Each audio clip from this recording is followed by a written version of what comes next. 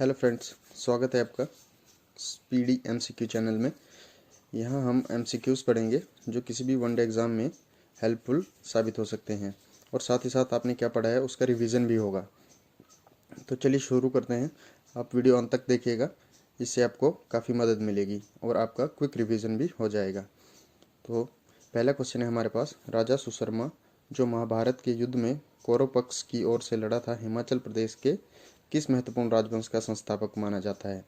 तो ए पठानिया, बी कठवाल, सी कटोच, डी मनकोटिया।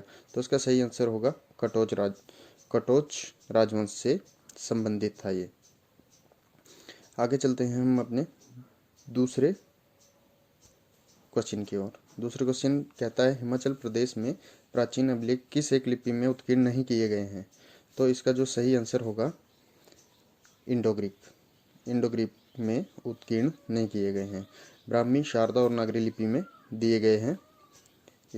तो अब चलते हैं अगले क्वेश्चन की ओर। किस धर्म ग्रंथ में किरात राजा व आर्य राजा के बीच 40 वर्ष तक चले युद्ध का वर्णन मिलता है?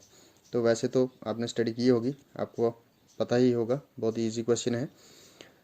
तो इसका जो सही आंसर होगा वो होगा डी, ऋग्वेद में। ठीक है, चलिए अब आगे बढ़ते हैं। अगला प्रश्न है, किस कटोच वंशीय राजा ने कौरवों की ओर से महाभारत के युद्ध में भाग लिया था जो कांगड़ा का था? तो इसका सही आंसर होगा सुशर्मा चंद। तो इसके बाद हम चलते हैं आगे है, कोल, किरात, यक्ष, नाग जैसी अनार्य जातियां किस धर्म ग्रंथ के अनुसार हिमाचल प्रदेश में आर्यों से पहले बसी हुई थी? इसका जो सही आंसर होगा वो होगा ऋग्वेद में बताया गया है कि आर्यों से भी पहले यहाँ पे कोल, किरात आदि रहते थे। तो अब चलते हैं अगले क्वेश्चन की ओर। कौन पूर्व वैदिक काल में शिवालिक घाटियों के निवासी थे? तो इसका जो सही आंसर हो जाएगा ये होगा दस्यु, क्योंकि ये आर्यों से भी पहले यहाँ पे रहते थे हिमाचल प्रदेश में। आगे चलते हैं क्वेश्चन नंबर 7 में। 20वीं शताब्दी में कुलिंद राज्य के सिक्के किन स्थानों पर प्राप्त हुए हैं? तो आपको वैसे पता होगा, तो ये हैं अंबाला और सहारनपुर। इससे हमें पता चलता है कि कुलिंद राज्य जो है वो अंबाला और सहारनपुर तक फैला हुआ था। अगले क्वेश्चन की ओर चलते हैं। क्वेश्चन नंबर 8 यहाँ थोड़ा सा मिट गया है। ऋग्वेद में वर्णित दिवोदास और सांबर के मध्य युद्ध कितने वर्षों तक चला था? तो वैसे तो आपको पता होगा, ये है इसका आंसर बी, 40 वर्षों तक चला था। इससे आगे हम चलते हैं क्वेश्चन नंबर 9 में। हिमाचल प्रदेश की कौन सी दूसरी सबसे पुरानी पहाड़ी रियासत थी? तो पहली तो सभी जानते हैं, त्रिगढ़ थी। अब एग्जामिनर जो है ऐसे भी घुमा घुमा के क्वेश्चन डाल देते हैं कि हाँ कौन सी थी। तो इसका जो सही आंसर होगा वो होगा कुल्लूत और कुल्लूट, कई जगह पे कुल्लूट लिखा है, वैसे कुल्लूत भी बोलते हैं।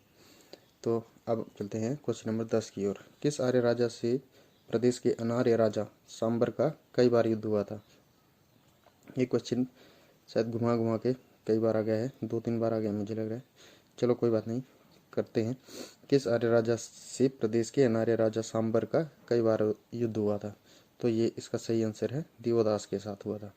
ठीक है, आगे चलते हैं क्वेश्चन नंबर 11। सोहन घाटी जो 40,000 वर्ष पुराने औजारों की खुदाई के लिए प्रसिद्ध हुआ करती थी, अब कहाँ स्थित है? तो इसका सही आंसर है पाकिस्तान में। पहले पार्टीशन नहीं था तो ये इंडिया में थी, और जब पार्टीशन के बाद ये पाकिस्तान में चला गया है ये एरिया। आगे चलते हैं क्वेश्चन नंबर 12 की ओर। इसमें हमसे पूछ रहा है, प्राचीन आर्य नरेश, देवदास और सांबर के बीच 40 वर्षों तक चलने वाले युद्ध में कौन पराजित हुआ? खस, किन्नर, शक, किरात।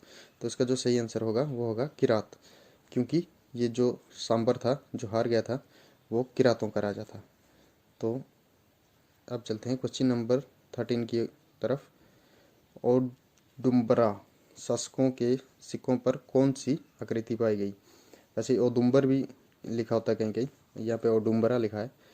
तो इसका जो सही आंसर होगा त्रिशूल, के सिक्कों में त्रिशूल की आकृति पाई गई है।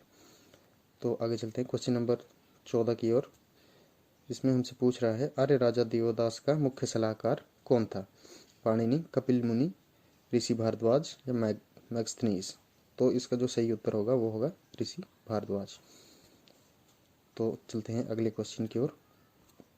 क्वेश्चन नंबर 15, ऋग्वेद में 10 राज्य की चर्चा की गई है, इसका क्या अर्थ है?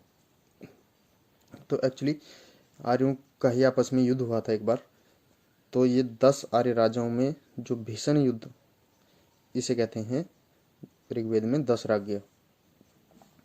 आगे चलते हैं क्वेश्चन नंबर 16। क्वेश्चन नंबर 16 में किस क्षेत्र में पांडवों ने 12 वर्ष का वनवास व्यतीत किया था? तो इसका सही आंसर होगा महासु। आगे चलते हैं क्वेश्चन नंबर 17, पौराणिक राजा पृथु जिसके नाम पर धरती का नाम पृथ्वी पड़ा माना जाता है, मूलतः कहाँ के राजा थे? तो इसका सही आंसर है इसका जो सही आंसर है ये हो जाएगा कुल्लू के राजा थे। तो अब चलते हैं आगे।